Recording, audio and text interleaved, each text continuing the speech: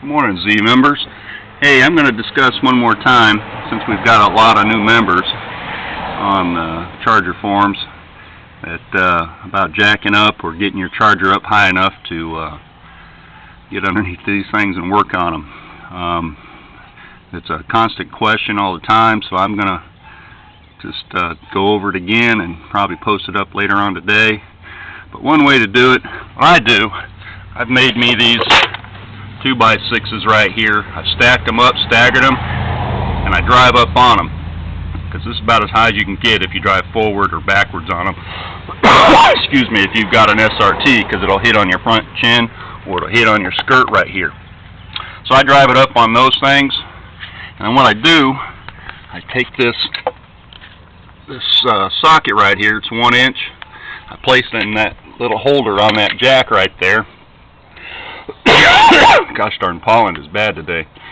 And then on the front, if you notice, there's a little cutout in your skirt, and right behind that there's a little cup, and there's a little section of metal that you put that socket up. That's a jack point to do it.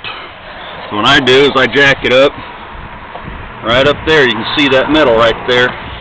Right there, that's where I put that socket into and jack it up.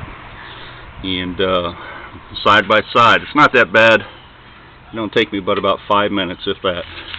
And then what I do is I got these pretty heavy duty jack stands here. They're 2-ton jack stands. And I try not to put it on any suspension part, because I don't trust it, being that it's that cast aluminum. But right there, right underneath your cradle, there's a good spot to put your jack stands, and lower it down on there. That's a good solid spot, won't move, and it's a good place. And make sure you set the parking brake, that's for sure. Set it real tight. And guys, here, even if your parking brake's set, make sure you block your front, block your back. I don't trust parking brakes. In my lifetime, I've seen guys crushed underneath cars. I've seen cars roll back. I've seen jacks slip off. Don't trust a jack. Put that jack stand under there solid where it won't move. Part of what I'm going to do today is I got a bunch of tasks doing. Try to get ready for Gaddy. I had some inverters burn out. Andy sent me some two new inverters for my Halos. For some reason, the ones on the passenger side decided to go out, so we're going to replace them today. I got a fog light, ultraviolet halo that got damaged and it broke when we hit a curb or something. Anyways, it damaged it, so I'm going to get to that today. And then the other thing is, I'm going to put on my